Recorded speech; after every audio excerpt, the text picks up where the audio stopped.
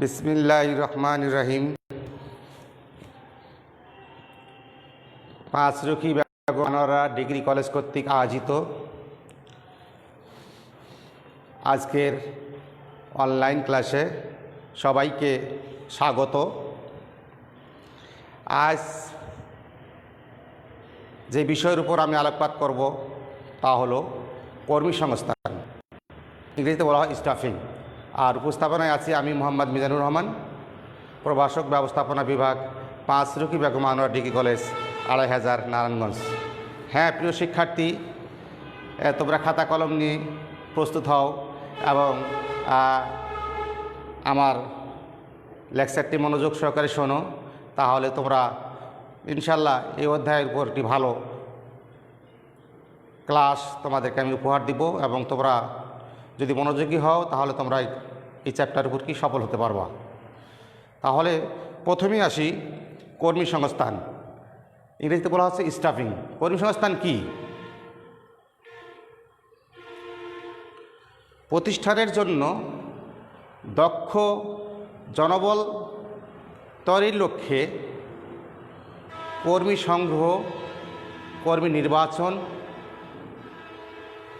নিয়োগ, প্রশিক্ষণ ও উন্নয়নের কাজকে কর্মীসংস্থান বলে। তার আমি চারটি মূল উপাদান এখানে আমি আলোচনা করতে চাচ্ছি। একটি হলো যে আসলে প্রতিষ্ঠানের জন্য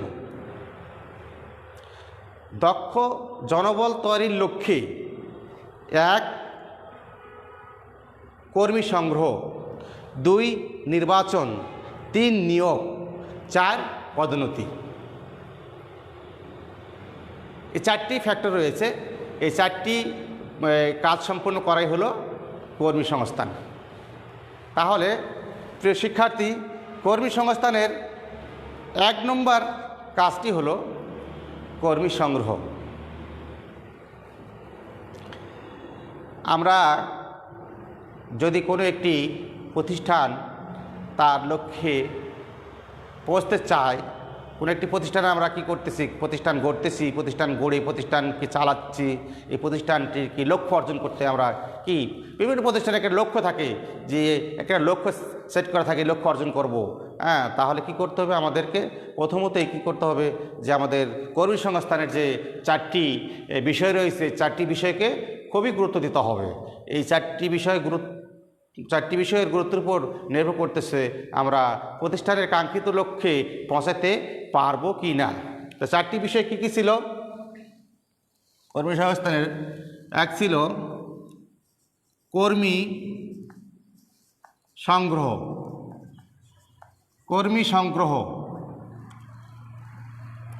কর্মী সংগ্রহ কি তার আগে আমরা 4টি লিখে নেই।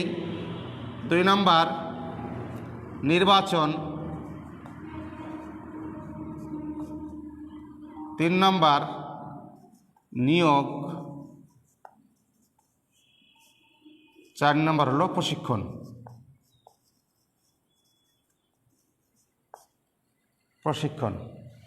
তাহলে আমরা এখন কর্মী সংগ্রহ নিয়ে আলোচনা করব। আসলে একটা প্রতিষ্ঠান চালাতে হলে কি দরকার? আমাদের কর্মী দরকার। কর্মী, হিউম্যান রিসোর্স, মানব সম্পদ। আসলে যতগুলো সম্পদ রয়েছে সবচেয়ে গুরুত্বপূর্ণ সম্পদই হলো কি মানব সম্পদ, হিউম্যান রিসোর্স। হ্যাঁ প্রিয় শিক্ষার্থী, তাহলে এই যে মানব সম্পদের কথা বলা হলো, এই যে আমরা মানুষ, আমরা সম্পদে পরিণত হব কিভাবে? আমরা সম্পদে পরিণত হব যদি আমরা কি শিক্ষা অর্জন করি এবং যে কাজটি করব সেই কাজ সম্পর্কে কি আমরা প্রশিক্ষণ গ্রহণ করি, তাহলে আমরা কি দক্ষ হব এবং তখনই আমরা হব মানব সম্পদ। মানব সম্পদ হতে পারে কি আবার জনসম্পদ বা জনসমস্যা। এই যে মানুষ, আমরা কখনো সম্পদে রূপান্তর হব, কখনো আমরা কি সমস্যা বা বোঝা পরিণত হব। যদি আমি একটি এই গল্প টানি, যে এক কৃষকের 2 ছেলে,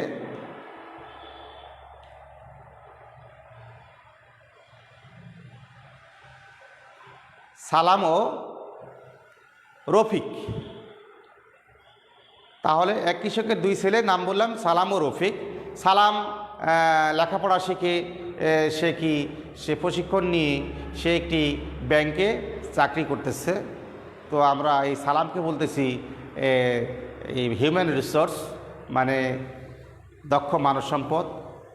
আর এদিক দিয়ে সালামের অপর ভাই কালাম কী করছে, সে লেখাপড়া করে নাই বা লেখাপড়া করতে যেয়ে ঝরে যায় এবং সে কৃষকের ছেলে। বাবা যে কাজ করে সাধারণত ছেলেরাও সে কাজই করে, সে কৃষিকাজের সাথে জড়িত। এখন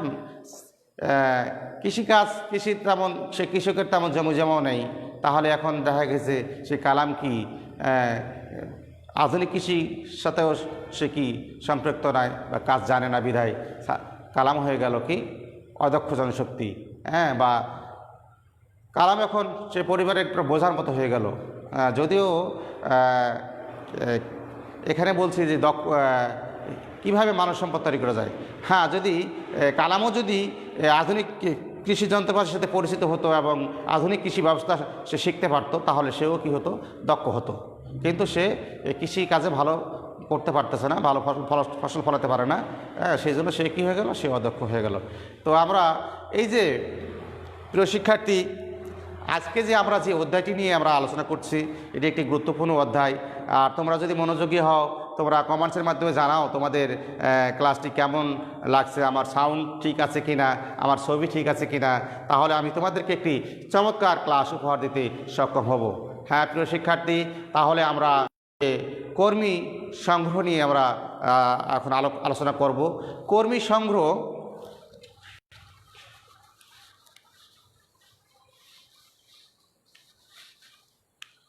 তাহলে কর্মী সংগ্রহ হলো কর্মী ব্যবস্থাপনার প্রথম গুরুত্বপূর্ণ কাজ। কর্মী সংগ্রহ হলো এই যে আমরা যে কর্মী ব্যবস্থাপনা, যে একটা কর্মী ব্যবস্থাপনা, এটা একটা প্রক্রিয়ার মতো। এর প্রথম কাজটাই হলো এর উৎস দুইটি। কয়টি উৎস? দুইটি। এক, অভ্যন্তরীণ উৎস, আর 2 নম্বর হলো বাহ্যিক উৎস।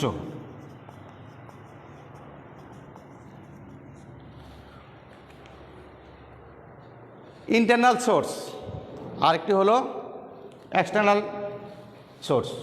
তাহলে কর্মী সংগ্রহ, একটা প্রতিষ্ঠান চালাতে কি আমাদের কর্মী দরকার হয়, হিউম্যান রিসোর্স, মানুষ কি কর্মী দরকার হয়। কর্মী কিভাবে সংগ্রহ করা যেতে পারে? একটা হলো প্রতিষ্ঠানের অভ্যন্তরীণ থেকেই কি কর্মী সংগ্রহ করা যায়, আরেকটি হলো বাহ্যিক উৎস থেকে কর্মী সংগ্রহ করা যায়। তাহলে অভ্যন্তরীণ উৎসগুলো কি কি? আমরা প্রথমেই 1 নম্বর আসি কি, পদোন্নতি, প্রমোশন। প্রমোশন কি? উদাহরণস্বরূপ ম্যানেজারের পদটি খালি আছে, শূন্য আছে, কিন্তু সহকারী ম্যানেজার আছে। সহকারী ম্যানেজার তা কি যোগ্য দক্ষ ব্যক্তি, তাকে কি আমরা এবং কি তার জ্যেষ্ঠ এবং দক্ষ থাকার কারণে তাকে প্রমোশন দিয়ে তার উচ্চতর সহকারী ম্যানেজার থেকে ম্যানেজার পদে কী করা হলো, নিয়োগ দেওয়া হলো। তাহলে ম্যানেজার যে পদটি শূন্য ছিল, সে পদটি পূরণ হলো। তাহলে কি পদোন্নতির মাধ্যমে কি করা যেতে পারে? অভ্যন্তরীণ উৎস, অভ্যন্তরীণ উৎসের একটি কি পদোন্নতির মাধ্যমে এই পদটি পূরণ করা যায়। যদি পদোন্নতি এই দেওয়ার মাধ্যমে কি বর্তমান যে পদ থেকে উচ্চতর পদে যাওয়াই পদোন্নতি, তাহলে বর্তমান পদটি আবার খালি হবে, ঠিক আছে, খালিটা আবার অন্যভাবে পূরণ করা হবে। তাহলে এটাও একটি সিস্টেম। পদোন্নতি দিয়ে কি করা যেতে পারে? পদোন্নতির মাধ্যমেও কর্মী সংগ্রহ করা যেতে পারে। এটি একটি অভ্যন্তরীণ উৎস।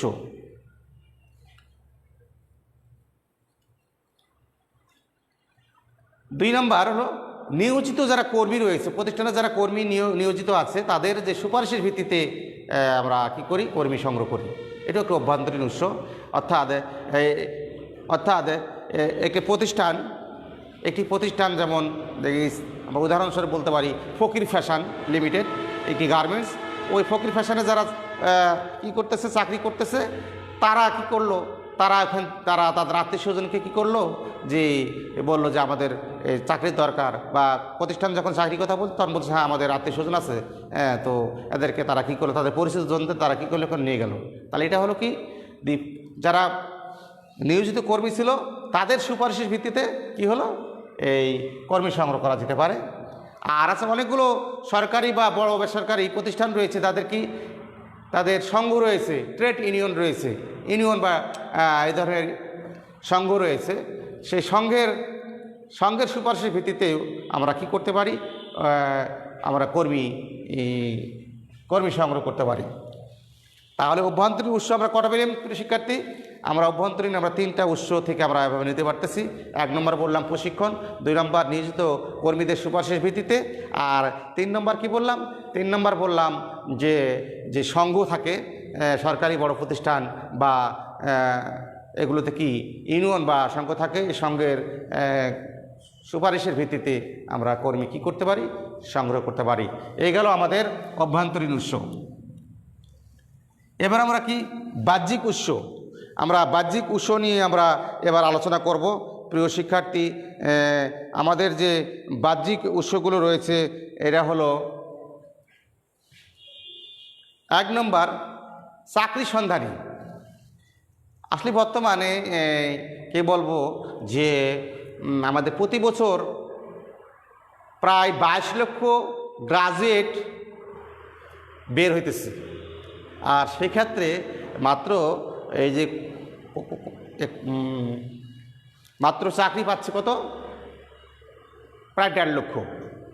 তাহলে এই যে বিশাল অঙ্কের শিক্ষিত বেকার, তারা কি করে? অনেক সময় চাকরি সন্ধানী তারা স্বেচ্ছায় নিজেদের সিভি বা চাকরি চেয়ে আবেদন বিভিন্ন প্রতিষ্ঠানে জমা দেয়। তো এটি একটি অন্যতম বাহ্যিক উৎস। তো পরবর্তী যখন প্রতিষ্ঠানের কর্মী প্রয়োজন হয়, তখন সেই সিভিগুলো বা যারা চাকরি খুঁজতে আসার জন্য যারা কাগজপত্র জমা রেখে গেছে, আবেদন করেছে, তাদের থেকে কী করা হয়? কর্মী নিয়োগ দেওয়া হয়। এটিও হলো একটি কর্মী সংগ্রহের বাহ্যিক উৎস। এভাবে আমরা কি করতে পারি? আমরা বাইরে থেকে কর্মী সংগ্রহ করতে পারি। তারপরে বাহ্যিক উৎসের ভিতর আরও রয়েছে যেমন শিক্ষা প্রতিষ্ঠান।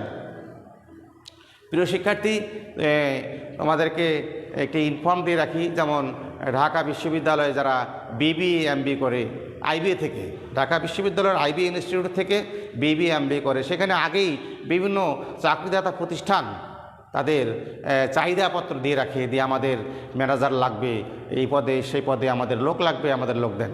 কারণ আসলে এটার প্রচুর ডিমান্ড রয়েছে।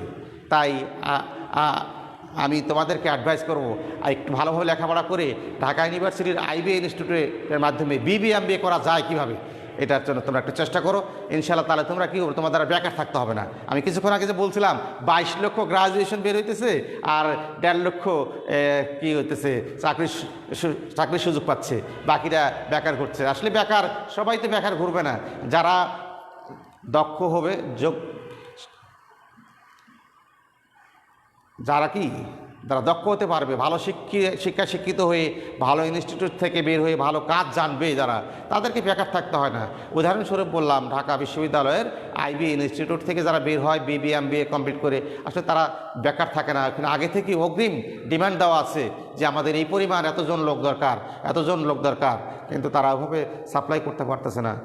তো দেখা গেছে তাহলে এই বর্তমান বাজারেও কি ভালো কর্মীর কি প্রয়োজন, যথেষ্ট প্রয়োজন রয়েছে, যথেষ্ট প্রয়োজনীয়তা রয়েছে। তাই আমি বলবো যে হ্যাঁ আসো, আমরা শিক্ষার্থী আমরা যেন তেনভাবে লেখাপড়া না করে আমরা সেরকমভাবে লেখাপড়া করি যেন আমাদের চাহিদা থাকে। কি থাকে? আমরা যাতে করে আমাদের শ্রম বাজারে কি আমরা যেন নিজেদেরকে একটা ভালো জায়গায় আমরা নিয়ে যেতে পারি, সেভাবে লেখাপড়া করো। এটা আমাদের কি তোমাদের প্রতি আমার একটা অ্যাডভাইস থাকলো। হ্যাঁ প্রিয় শিক্ষার্থী, তাহলে আমরা যে বাহ্যিক উৎস থেকে কিভাবে কর্মী সংগ্রহ করে প্রতিষ্ঠানগুলো, তা নিয়ে আলোচনা করছিলাম। আমরা ইতিমধ্যে বললাম যে শিক্ষা প্রতিষ্ঠান থেকেও কি করে, এভাবে বিভিন্ন যারা কর্মী নেয় তারা চাহিদা দেয়, এভাবেও দেখা গেছে কি করা হয়, বাহ্যিকভাবে কর্মী সংগ্রহ করা হয়। এছাড়া প্রশিক্ষণ কেন্দ্র, বৃত্তিমূলক বিভিন্ন প্রশিক্ষণ দেওয়া হয়, কম্পিউটার ট্রেনিং সেন্টার, এভাবে বিভিন্ন যাতে ট্রেনিং সেন্টার রয়েছে, সেগুলোতেও চাহিদা দেওয়া থাকে যে এরকম আমাদের এই জাতীয় লোক দরকার, সফটওয়্যার ইঞ্জিনিয়ার দরকার, হার্ডওয়্যার ইঞ্জিনিয়ার দরকার, বা বর্তমান প্রেক্ষাপট মানে কম্পিউটারের ডিমান্ড যথেষ্ট রয়েছে। অতএব যারা কম্পিউটার শুধু নর্মালি চালাতে পারলে হবে না, একটু এক্সপার্ট হতে হবে বিভিন্ন ক্ষেত্রে। যে কাজটা করতেছো সেই কাজটা কি তুমি এক্সপার্ট হতে হবে। তো কম্পিউটারে এক্সপার্ট হলে বর্তমানে আরেকটি কথা বলতে হয় তোমাদের জন্য, I advice to my all student, তোমরা লেখাপড়ার পাশাপাশি এই কম্পিউটারে একটু তোমরা দক্ষ হও। হ্যাঁ, তোমাদের যে বাসায় কম্পিউটার থাকে তো প্র্যাকটিস করো, বাসায় না থাকলে কলেজে আমাদের ল্যাব রয়েছে, কলেজে প্র্যাকটিস করো, বা অন্য যে কোনো জায়গায় তোমরা কী করতে পারো, এটার উপর একটু ট্রেনিং নিতে পারো। ট্রেনিং নিয়ে তোমরা যদি দক্ষ হও তাহলে তোমাদেরকে বেকার থাকতে হবে না। তাহলে লেখাপড়ার পাশাপাশি আমাদেরকে কী নিতে হবে, ট্রেনিং নিতে হবে, প্রশিক্ষণ নিতে হবে। তাহলেই আমরা কি থাকবো, আমরা দক্ষ হব এবং আমাদের কি থাকবে, শ্রম বাজারে আমাদের চাহিদা থাকবে, আমরা তাড়াতাড়ি কী করতে পারবো। তাহলে আমরা যে বলছিলাম যে প্রশিক্ষণ কেন্দ্রগুলো থেকেও কী নেওয়া হয়, অভ্যন্তরীণ বাহ্যিক যে উৎস ছিল, বাহ্যিক উৎসতে বিভিন্ন প্রশিক্ষণ কেন্দ্র থেকেও যে জাতীয় লোক দরকার সেই জাতীয় প্রশিক্ষণ কেন্দ্র থেকে কি করা হয়, কর্মী সংগ্রহ করা হয়। হ্যাঁ প্রিয় শিক্ষার্থী, তাহলে এইগুলো আলোচনা করতেছিলাম আমাদের এক্সটার্নাল উৎস যেগুলো, তার ভিতর আরেকটি উৎস রয়েছে আসলে বিজ্ঞাপন। সবচেয়ে গুরুত্বপূর্ণ ও জনপ্রিয় একটি মাধ্যম হলো বিজ্ঞাপন। আমরা পত্রিকায় কি করি, পত্রিকায় বিজ্ঞাপন দেখি, নিয়োগ বিজ্ঞপ্তি, এটি বিজ্ঞাপন দিছে। যারা চাকরিদাতা প্রতিষ্ঠান এই পত্রিকায় কি দেয়, বিজ্ঞাপন দেয়। তার অন্যতম উৎস আমরা বলতে পারি বিজ্ঞাপন।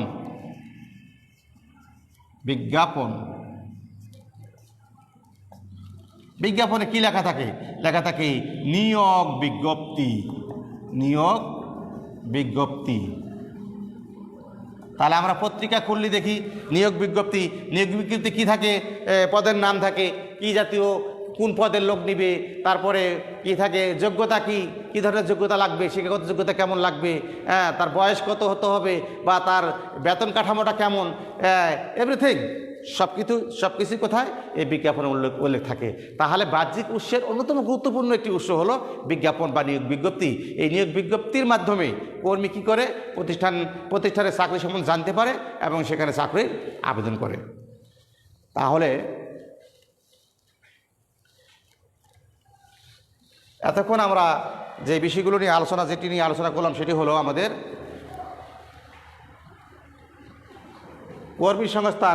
কর্মীসংস্থানের আমরা 4টি উপাদান নিয়ে আলোচনা করছিলাম।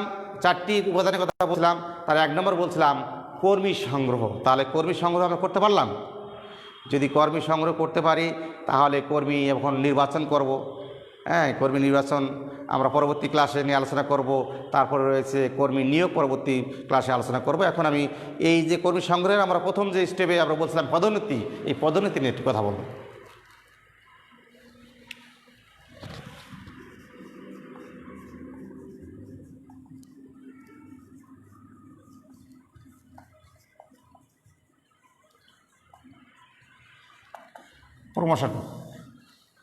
প্রমোশন বা পদোন্নতি। পদোন্নতি কি? বর্তমান পদ থেকে অপেক্ষাকৃত উপরের পদে উন্নীত করাকে পদোন্নতি বলে।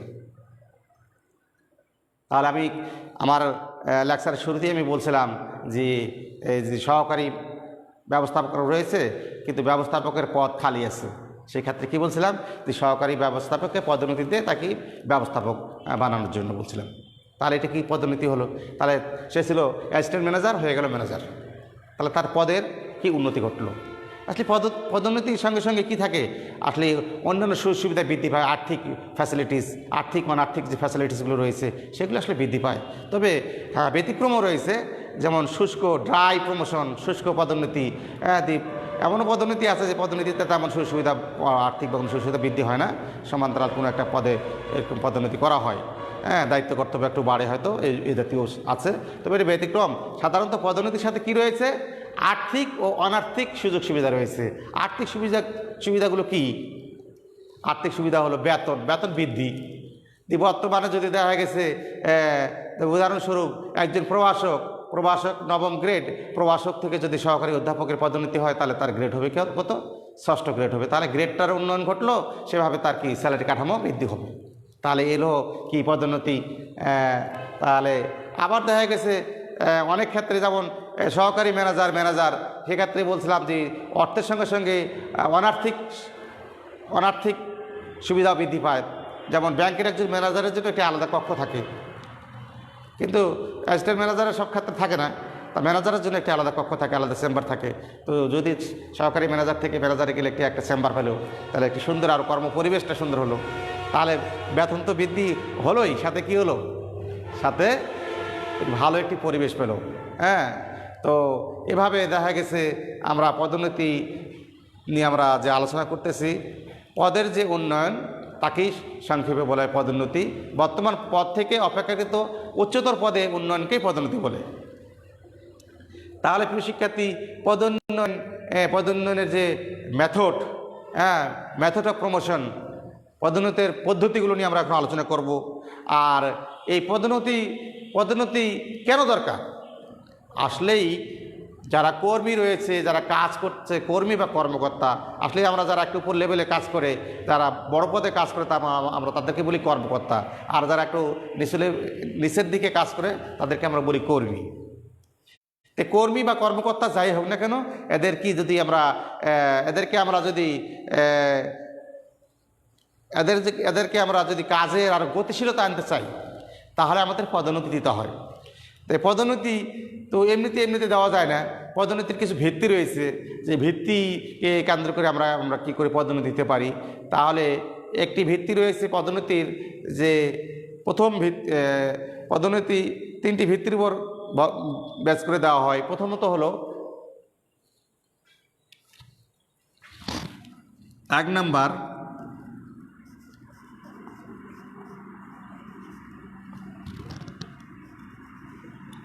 জ্যেষ্ঠত্ব ভিত্তিক পদোন্নতি।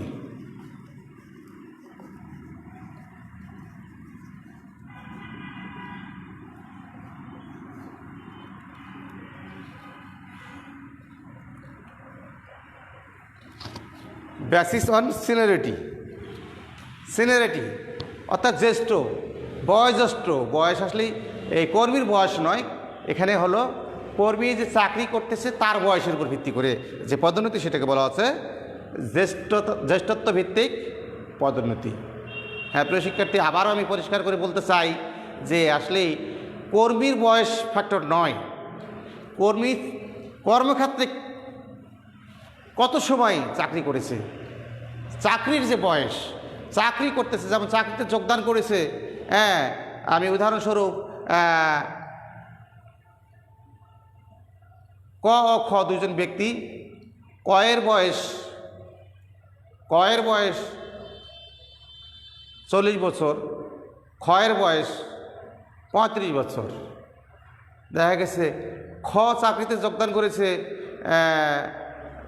2010 সালে, ক চাকরিতে যোগদান করেছে 2012 সালে। তাহলে কয়ের বয়স বেশি হওয়া সত্ত্বেও কয়ের চাকরিতে যে বয়স, চাকরিকালীন বয়সটা কমে গেল, ক্ষয়ের কি বেশি হলো, কারণ আগে চাকরিতে যোগদান করেছে। তাহলে জ্যেষ্ঠতা হলো সেটাই, কর্মীর বয়স নয়, কর্মীর যে চাকরি করতেছে, যে কাজটি করতেছে, সেখানে কতদিন ধরে কাজ করতেছে, সেই বয়সটার উপর ভিত্তি করে যে পদোন্নতিটা হয় তাকে বলা হচ্ছে জ্যেষ্ঠতা ভিত্তিক পদোন্নতি। ক্লিয়ার প্রিয় শিক্ষার্থী? এই বিষয়টি নিয়ে অনেকেরই প্রশ্ন করে, জ্যেষ্ঠ মানে সিনিয়র, আসলে ব্যক্তি সিনিয়র নয়, ব্যক্তির কাজটা সিনিয়র, কাজের যে পিরিয়ড, এটার যার যত বেশি সে তত কি আগে সিনিয়র হয়ে যায় বা জ্যেষ্ঠ। এই জ্যেষ্ঠতার উপর ভিত্তি করে যে পদোন্নতিটা হয় এটি হলো।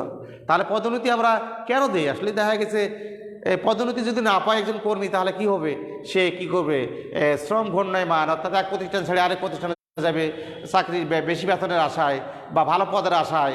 এবার কি শ্রম ঘূর্ণয়মানতা বৃদ্ধি পায়। তাহলে আমরা যদি এগুলো কি যদি আমরা পদোন্নতি দেই, তাহলে কি তার সে কর্মী এই প্রতিষ্ঠান ছেড়ে আরেক প্রতিষ্ঠানে যাওয়ার সম্ভাবনা থাকবে না। তাহলে আমরা শুধুই তো আমরা ইচ্ছা করলে পদোন্নতি দিতে পারি না। তাহলে কী হবে, প্রতিষ্ঠানের 5000 কর্মী রয়েছে, যদি একটা নিয়ম নীতি থাকে, নিয়ম কি, নিয়ম হলো প্রতিষ্ঠানের যে কীভাবে কি করা হবে, এগুলি হলো নিয়ম, রীতিনীতি। তাহলে রুলস রেগুলেশন, তাহলে আমার যদি এভাবে থাকে, যদি নীতিমালা থাকে, প্রতিষ্ঠানের নীতিমালা আছে যে হ্যাঁ এই প্রতিষ্ঠানে এতদিন কাজ করলে তাকে আমরা কি করব, তাকে আমরা পদোন্নতি দিব। পদোন্নতির একটা নির্দিষ্ট সময় দেওয়া থাকতে পারে। সাধারণত আমাদের কলেজ শিক্ষকদের বেলা 8 বছর এমপি অভিজ্ঞতা হলে এপি হতে পারে, অ্যাসিস্ট্যান্ট প্রফেসর হতে পারে। এটি একটা টাইম ফ্রেম বাদে দেওয়া আছে। আবার একটা রেশিও আছে 5:2, 7 জনের 2 জন। এটি একটি কালো আইন। তো এই কালো আইন ভেঙে সরকার বর্তমানে শুভ বুদ্ধির উদয় হয়েছে, 50-50 করেছে, 1:1 করেছে, 1 করতেছে।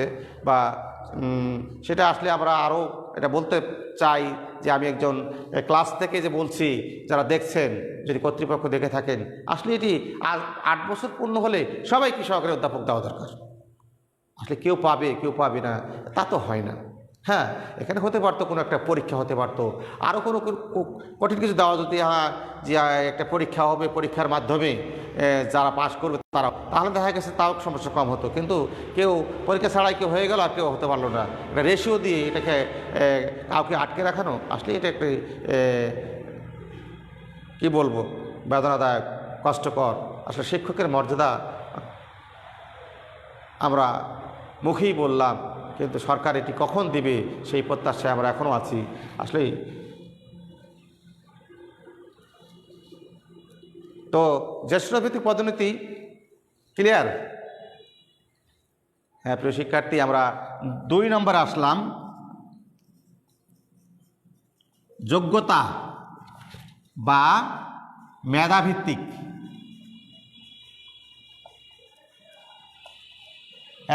পদোন্নতি। প্রিয় শিক্ষার্থী, এটি কিন্তু গুরুত্বপূর্ণ একটি যোগ্যতা বা মেধাভিত্তিক। হ্যাঁ, এটি কিন্তু হলে যে প্রতিষ্ঠানে এই ভিত্তিতে, যোগ্যতার ভিত্তিতে দেয়, সেটা কিন্তু আসলে ভালো। যোগ্যতা যার যোগ্য আছে, চাকরির বয়সও নয়, জ্যেষ্ঠ নয়, যোগ্য, যে দক্ষ, যে কাজ পারবে সে উপরে যাবে।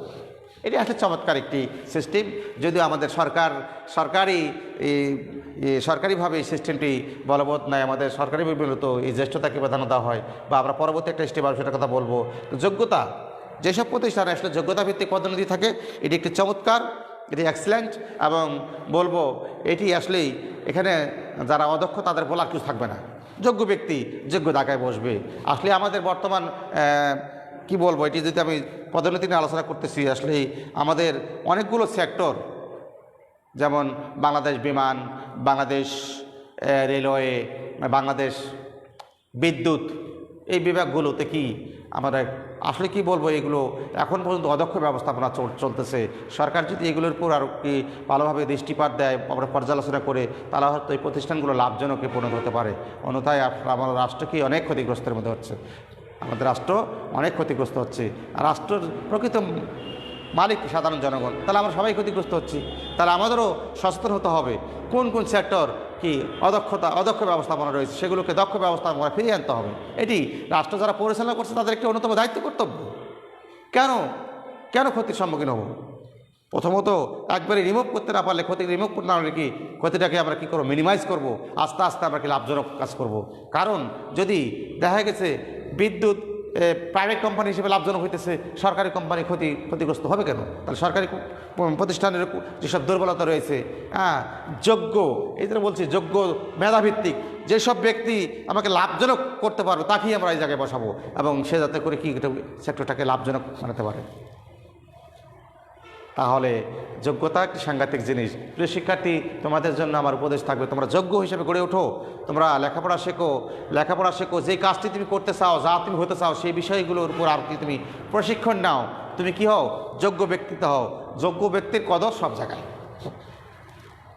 যদি উদাহরণস্বরূপ বলি, তোমরা পরিবারে 2 ভাই 3 ভাই বা ভাই বোন আছো, তারপর দেখবা যাদের ভিতর যে একটু যোগ্য সম্পন্ন, সব কাজই পারে, যোগ্যতা আসলে পরিবারকেই এবং তৈরি হয়ে যায়।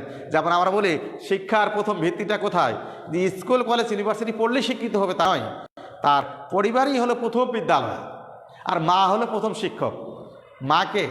মাই প্রথম শিক্ষক, মাই প্রথম টিচার, প্রথম ট্রেনার। তাহলে মা যদি সন্তানকে সেভাবে মানুষ করতে পারে, নেপোলিয়ন আমাকে একটি শিক্ষিত মা দাও, আমি তোমাদেরকে একটি শিক্ষিত জাতি দিব, একটি চমৎকার উক্তি। তাই আমাদের যারা পরিবারের যারা মা রয়েছে, পরিবারের মা বাবা রয়েছে, তারা যাতে করে তাদের সন্তানকে আরও সুন্দরভাবে কি করে তাদের বেসিকটা তৈরি করে, তাদের বেসটা তৈরি করে ছোটোবেলা থেকে যেটা শেখে সেটা কি সাস্টেনেবল হয়, টেকসই হয়। এই জন্যই পরিবারকে কি প্রথম বিদ্যালয়, মাকে প্রথম শিক্ষক হিসাবে আসলে বলা ধরে না হয়। তো যদিও আমরা এখন কলেজ লেভেলে তোমাদেরকে পড়াইতেছি, আসলেই আমরা পড়াইতেছি, তাহলে বাবা মাদেরও কি আচার আচরণ সংযত করা দরকার। মানে আচার আচরণ এমন দরকার, ওই যে ইতিবাচক দৃষ্টিভঙ্গিতে সন্তানকে উৎসাহ দিতে হবে। তুমি পারবে না, তোমার দ্বারা হবে না, এরকম না বলে মা বাবা যদি উৎসাহ দেয়, হ্যাঁ বাবা তোমার দ্বারা সম্ভব, তুমি পারবা, তাহলে কি একদিন সেই ছেলেটি, আপনার সেই সন্তানটি হতে পারে দেশের একজন কর্ণধার, একজন দেশের একজন কি স্বনামধন্য ব্যক্তি, খ্যাতিমান ব্যক্তি, যার খ্যাতি হয়তো বিশ্বে ছড়িয়ে পড়তে পারে। তাই মা বাবাদেরও দায়িত্ব কর্তব্য হলো তার সন্তানের দেখভাল করা।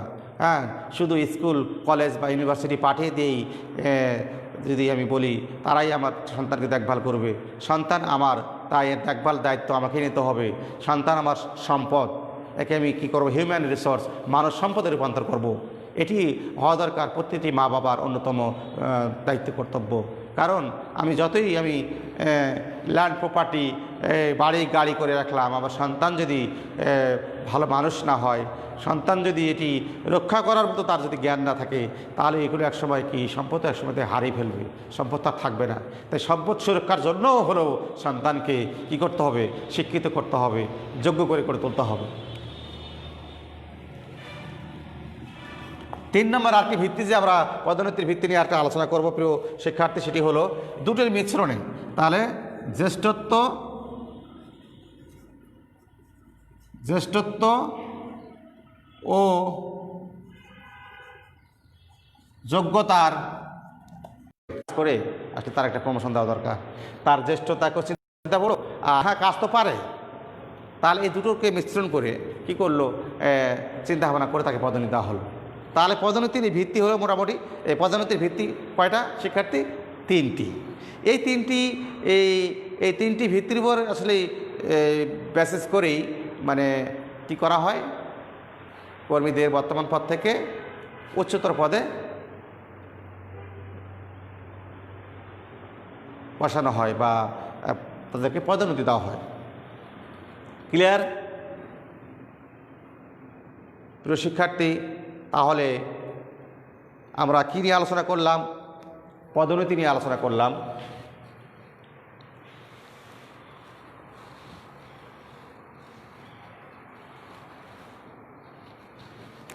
এখন আমরা যে বিষয়টি নিয়ে আলোচনা করব সেটি হলো প্রশিক্ষণ।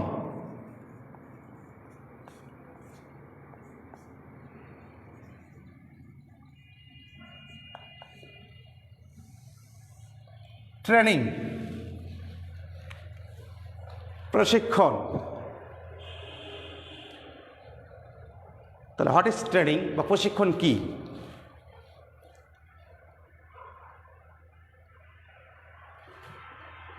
মানুষ জন্মের পরেই সব কিছু কিন্তু জানে না।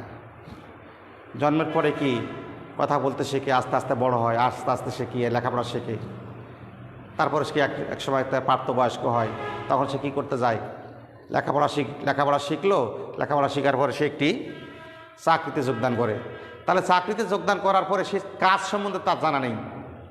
তাহলে বর্তমান কাজ সম্বন্ধে হাতে নাতে যে শিক্ষা দেওয়া হয় তাকে বলা হয় প্রশিক্ষণ।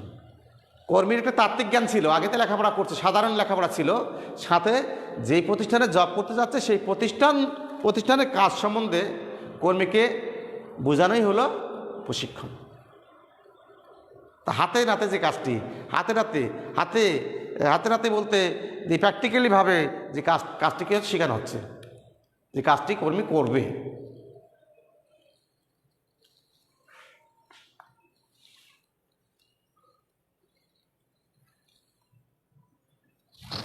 আমরা ইতিমধ্যে আমি একটি কথা বলে থাকি যে এডুকেশন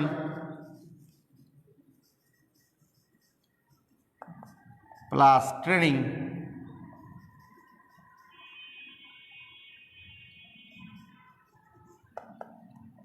is equal স্কিল। বা ইফিসিয়েন্সি, দক্ষ।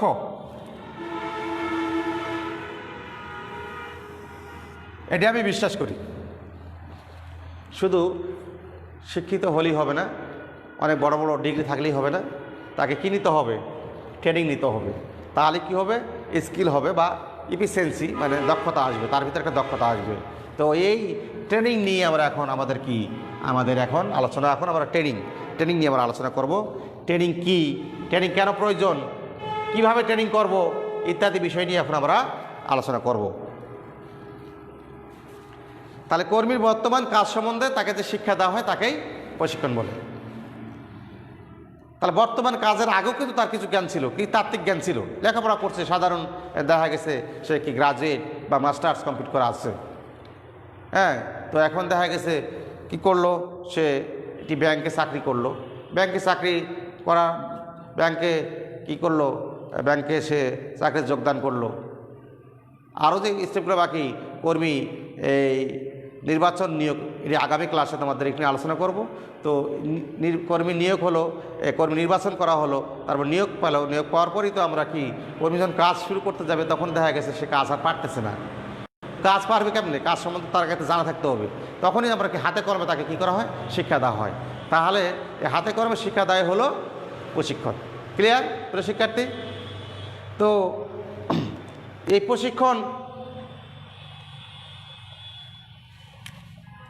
প্রশিক্ষণ পদ্ধতি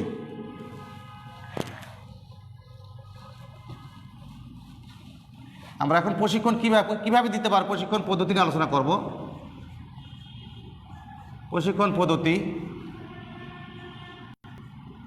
মেথড অফ ট্রেনিং।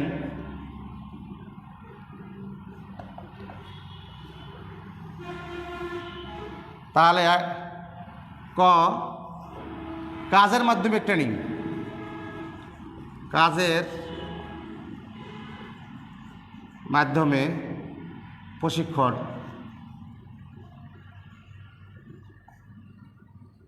আর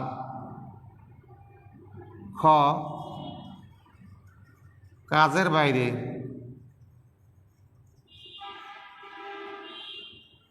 প্রশিক্ষণ।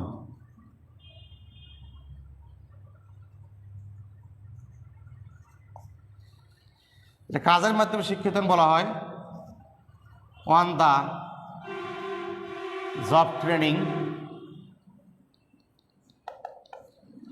আর কাজের বাইরে প্রশিক্ষণ বলা হইতেছে অফ দ্য জব ট্রেনিং।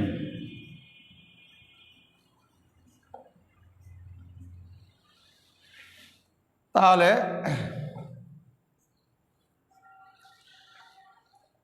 আমরা দুইভাবে কি করতে পারি, কর্মীদেরকে প্রশিক্ষণ দিতে পারি, on the job training, of the job training. তাহলে মেথড অফ ট্রেনিং দুই ধরনের। তো কাজের মাধ্যমে প্রশিক্ষণ, কাজের বাইরে প্রশিক্ষণ। তাই এবার আমরা আসি কাজের মাধ্যমে যে প্রশিক্ষণগুলো, সেগুলো কিভাবে, সেগুলো কি কি?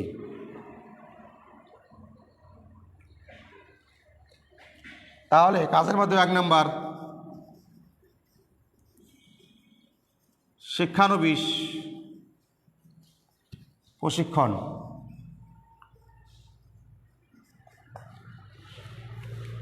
তাহলে কর্মী কাজে যোগদান করলো, কাজে যোগদান করার পরে তার ওই যে তাকে শিক্ষানবিশ নিয়োগ দেওয়া হলো। শিক্ষানবিশ নিয়োগ করে একটা নির্দিষ্ট সময় পর্যন্ত সে কী করবে? শিক্ষানবিশ হিসাবে কাজ করবে। তারপরে সে কী হবে? তাকে স্থায়ী করা হবে। প্রথমে একটা পিরিয়ড থাকে শিক্ষানবিশ, সেই সময়টা কি করবে? সে শিক্ষা অর্জন করবে, কাজের মাধ্যমে শিখবে। প্রিয় শিক্ষার্থী, আমরা on the job training, of the job training অর্থাৎ কাজের মাধ্যমে প্রশিক্ষণ, কাজের যে বাইরে প্রশিক্ষণ, এই ক্লাসটি আমরা পরবর্তী ক্লাসে এগুলো আরও বিস্তারিত আলোচনা করব। তো আজকের ক্লাসটি তোমাদের কেমন লাগলো তা তোমরা কি কমেন্টসের মাধ্যমে জানাও। আর আরেকটু আমি যদি রিভিউ আসি তাহলে ছিল আমাদের কর্মসংস্থান, একে ইংরেজিতে বলা হচ্ছে স্টাফিং। এই কর্মসংস্থানে কী কী ছিল? এই যে প্রতিষ্ঠানের জন্য দক্ষ জনবল তৈরির লক্ষ্যে কর্মী সংগ্রহ, কর্মী নির্বাচন, কর্মী নিয়োগ, প্রশিক্ষণ ও উন্নয়নের কাজকে কর্মসংস্থান বা স্টাফিং বলে। তাহলে 4টি গুরুত্বপূর্ণ কাজ ছিল, সেটি হলো কর্মী সংগ্রহ। কর্মী সংগ্রহ নিয়ে মোটামুটি আলোচনা করলাম আর আমরা নিয়োগ এবং কর্মী নির্বাচন, নিয়োগ নিয়ে আগামী ক্লাসে আলোচনা করব। আর আমরা এর ভিতরে আমরা কিছু পদোন্নতি নিয়ে একটু আলোচনা করেছিলাম। পদোন্নতির মাধ্যমে যে আমরা কি করতে পারি, ওই যে বা অভ্যন্তরীণ উৎস থেকে নিতে পারি, পদোন্নতি নিয়ে আলোচনা করলাম। আর আমরা প্রশিক্ষণ নিয়ে আমরা কিছু শুরু করছিলাম, কাজের মাধ্যমে প্রশিক্ষণ আর কাজের বাইরে প্রশিক্ষণ। ইনশাআল্লাহ আগামী ক্লাসে এইগুলো নিয়ে আরও বিস্তারিত আলোচনা করা হবে। তো তোমাদের এই ক্লাসটি কেমন লাগলো তা জানিয়ে তোমরা কমেন্টস করো। আর বর্তমান প্রেক্ষাপটে এই যে আমরা ক্লাস নিচ্ছি, আমাদের ক্লাসটি তখনই সফল হবে, আমাদের এই অনলাইন ক্লাসটি তখনই সফল হবে যখন তোমরা আমাদের ক্লাসটি দেখবা এবং দেখার মাধ্যমে তোমরা শিখতে পারবা, তোমরা মতামত জানাবা এবং তোমাদের অধিক কমেন্টসই এটা প্রমাণ করবে যে তোমরা ক্লাসটি দেখছো, ক্লাসটি বুঝতে পারতেছো কি না পারতেছো। তাহলে তোমরা যদি কমেন্টস না করো তাহলে আমরা কীভাবে বুঝবো যে তুমি আমার ক্লাসটি দেখছো কি দেখো নাই।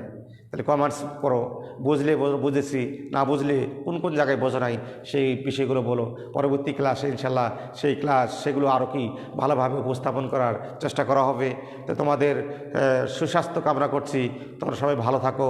আর শীত আসতেছে, তাই তোমরা নিজেরা একটু সাবধান থাকো। যেমন আমি মাস্ক পরি, লোকালয়ে গেলে, বিভিন্ন জায়গায় গেলে তোমরাও মাস্ক পরো। হ্যাঁ, সামাজিক দূরত্ব মেনে চলো, স্বাস্থ্যবিধি মেনে চলো। হ্যাঁ, তোমাদের জন্য রইল শুভকামনা এবং আমার জন্য তোমরা সবাই দোয়া করবা। আল্লাহ হাফেজ।